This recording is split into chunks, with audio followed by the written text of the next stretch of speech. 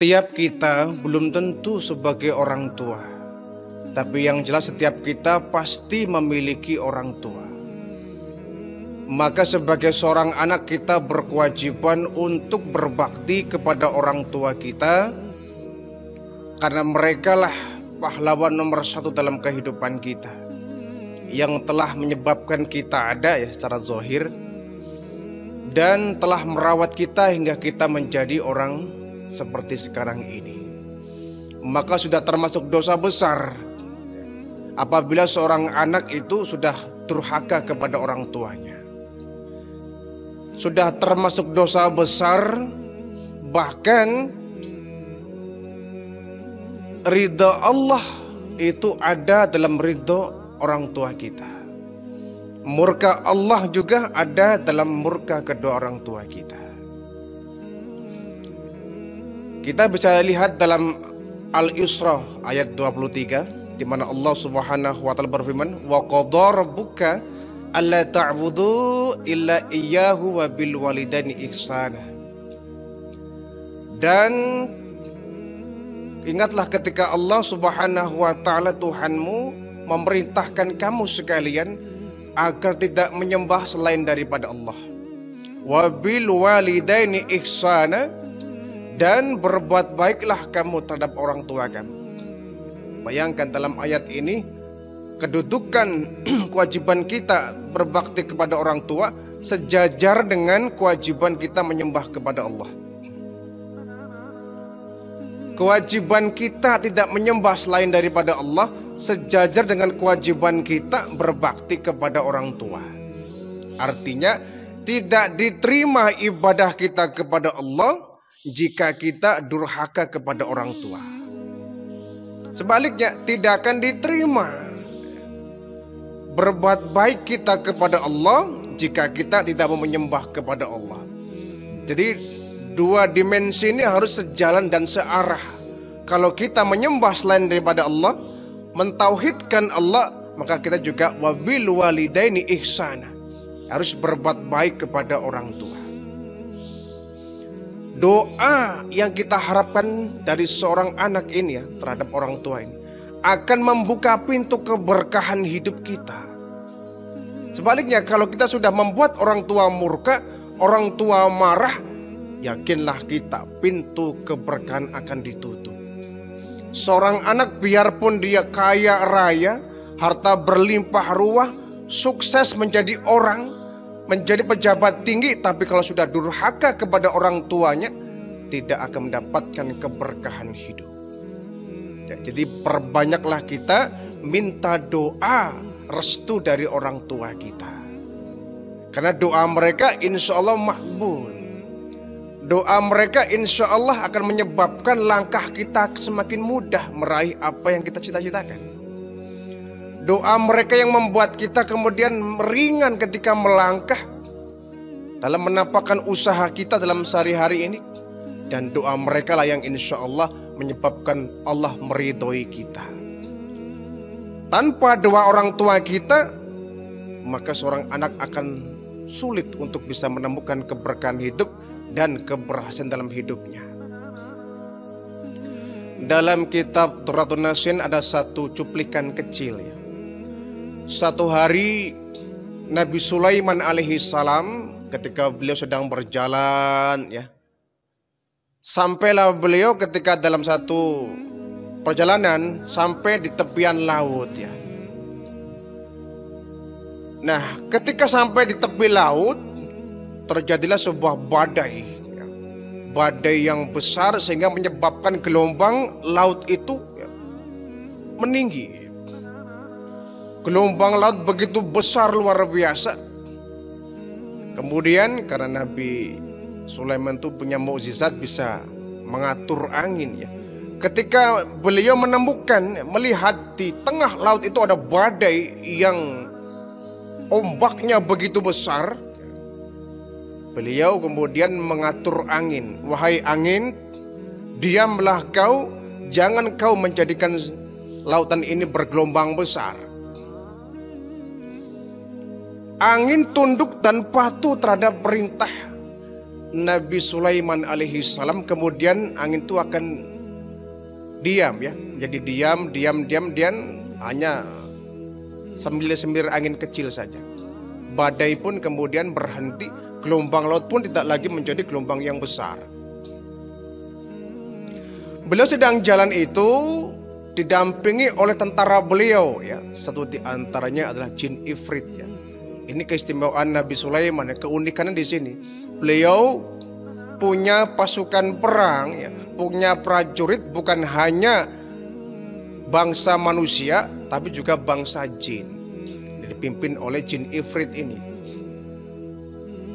Sedang menemukan laut itu, kemudian Nabi Sulaiman memerintahkan, wahai jin ifrit, coba kau turun ke bawah di dasar lautan. Ada apa ini? Baik tuanku. Jin ifrit masuk ke dalam laut. Sampai di dasar laut itu jin ifrit agak terkejut melihat ada sebuah kubah ya, kubah masjid lah mungkin. Sebuah kubah yang terbikin dari mutiara berwarna putih. Apa ini? Seperti kubah. Langsung diangkat oleh jin ifrit, dibawa ke atas, kemudian dihadapkan kepada Nabi Sulaiman alaihi salam. Wahai tuanku Sulaiman, iya, aku menemukan benda ini. Apa ini? Kok menyerupai sebuah kubah? Betul tuanku, ini sebuah kubah yang terbikin dari mutiara. Apa ini isinya? Wah, saya nggak tahu tuanku, kata jin ifrit ya. Kemudian Nabi Sulaiman berdoa, ya Allah, kalau benda ini memiliki pintu, aku mohon kepada engkau ya Allah, bukakan pintu dari kubah ini. Saya ingin tahu apa isi di dalam kubah ini. Kemudian kubah itu pun terbuka ya, ada semacam pintunya terbuka. Ketika kubah itu terbuka, Nabi Sulaiman kaget. Di dalamnya ada sosok yang sedang sujud. Sedang sujud ya. Kemudian Nabi Sulaiman bertanya, wahai yang ada di dalam kubah, kasih tahu saya, Anda itu malaikat, jin atau manusia? Kemudian yang sedang sujud pun bangun berkata, wahai tuanku Sulaiman, sesungguhnya aku adalah manusia. Manusia? Betul tuanku. Anda bukan jin? Bukan, aku adalah manusia. Loh, bagaimana ceritanya kau bisa ada dalam benda ini? Ini diambil dari dasar lautan paling dalam. Berapa lama kamu di sini? Saya sudah ratusan tahun tuanku. Sudah ratusan tahun? Betul. Lalu bagaimana ceritanya kau bisa ada di dalam benda ini? Dan benda ini ada di dasar lautan yang paling dalam. Begini tuanku Sulaiman, saya sedikit cerita, kata pemuda ini. Seorang pemuda ya, masih muda ini. Saya dulu memiliki seorang ibu. Ya, lalu ibu saya sudah renta sekali. Kemana aku pergi, ini ibuku saya gendong. Saya nggak mau ibuku tinggal di rumah sendirian tanpa pendamping, tanpa teman. Artinya kemana saya pergi, ibuku akan saya gendong. Ibuku saya gendong sampai kemanapun saya tinggal. Ya. Saya pergi ke arah utara, ibu saya gendong ke arah utara, dan seterusnya. Aku nggak mau ibuku sendirian dan tidak ada yang melayani. Oh begitu, iya. Lalu, nah sebelum ibuku meninggal dunia, ibuku pernah berdoa, ya Allah, berikanlah anugerah kepada anakku ini. Berilah dia satu tempat yang indah, yang bukan di langit dan bukan pula di bumi. Oh begitu, iya, itu doa ibuku sebelum ia meninggal dunia. Berikanlah anakku satu tempat yang indah, yang istimewa, tanpa adanya lingkungan yang rusak ataupun orang yang jahat. Berikan dia tempat yang layak, yang indah, bukan di atas bumi, bukan pula di langit. Lalu bagaimana? Nah, setelah ibuku meninggal dunia, aku kemudian jalan di tepi laut ya, di pantai. Tiba-tiba aku menemukan ya benda ini. Aku menemukan kubah putih dari mutiara ini. Tiba-tiba kubah itu terbuka ya, ada pintunya kemudian terbuka. Saya penasaran. Ini benda apa ini? Kok seperti kubah masjid, ada pintunya, saya pun masuk. Begitu saya masuk ke dalam kubah ini kubah kemudian menutup. Saya terkurung di dalamnya. Oh begitu, iya. Lalu bagaimana kau bisa hidup? Sementara ini kubah ini kan kau sendirian. Kau tidak bisa kemana-mana, dari mana kau bisa makan? Itulah keajaiban Allah. Di kubah ini ternyata Allah memberikan kehidupan kepada saya. Biarpun kubah ini kecil, ketika saya masuk itu seperti ruangan besar, seperti taman, dan situ ada pohon. Di situ ada pohon yang berbuah setiap saat. Dan itulah yang Allah berikan kepada saya untuk dijadikan sebuah makanan. Oh, begitu, iya. Itulah aku makan dari situ. Itu makan ya. Kalau minum bagaimana? Nah, di sana pun ternyata Allah menyediakan sumber mata air yang ketika air itu memancar, putihnya melebihi susu, ya, manisnya melebihi madu, dinginnya, segarnya melebihi es, melebihi es batu ya, atau salju lah ya, melebihi salju. Itulah yang saya minum. Kok begitu ya, ajab. Itulah keajaiban Allah. Di tempat ini aku gak mati. Ratusan tahun aku tinggal di sini gak mati. Kenapa? Allah memberikan penghidupan, memberikan rizki, walaupun saya gak kemana-mana.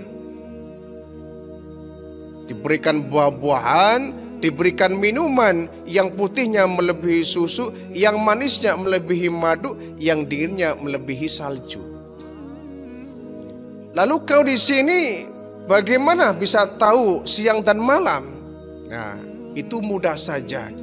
Ketika kubah ini berwarna putih, maka itu pertanda sinar matahari, itu pertanda siang hari.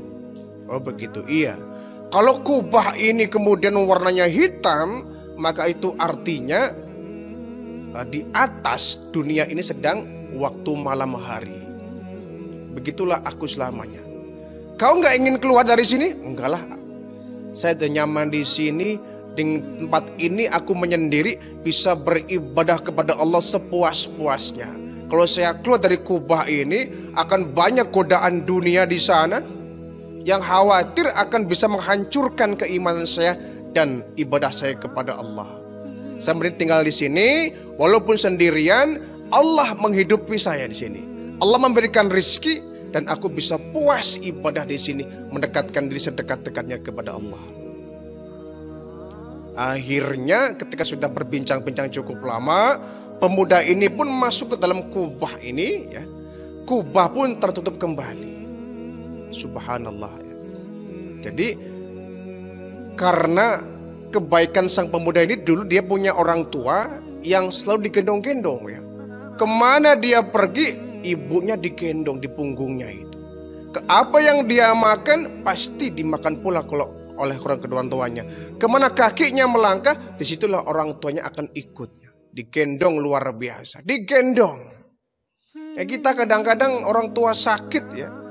Apakah suka menggendong ibu kita? Jarang ya. Kita minta bantuan orang tua, orang lain, misalkan orang tua kita mau dibawa puskesmas, ya minta bantuan orang lain ya untuk dipapah orang tua kita.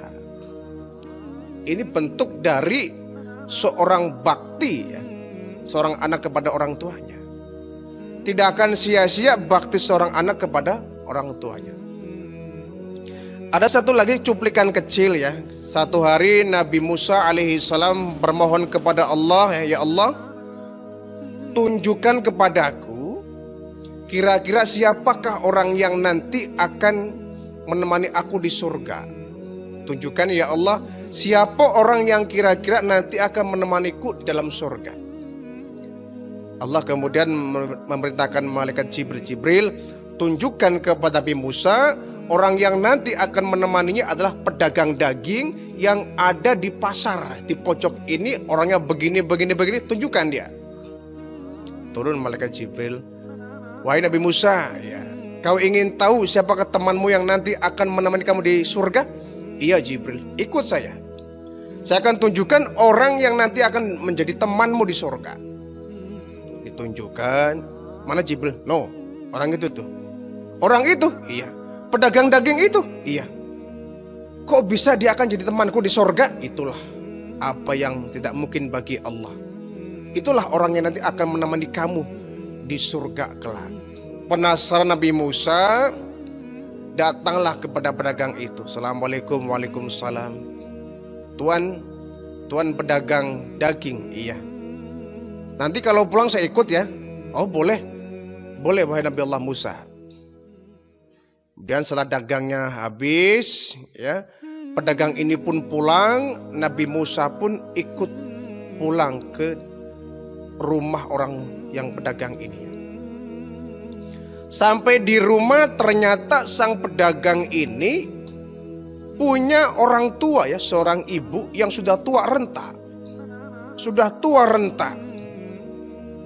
Kemudian sang pedagang ini membungkus, ya, membuka makanan yang dibungkus, ya, membawa makanan tadi, kemudian disuapilah ibunya itu. Disuapi, kasih minum, ya, ditulangi. Kata Nabi Musa, kok tiap hari begini? Tiap hari Musa. Kamu gak capek? Oh gak capek. Ini ibuku, pahlawan hidupku.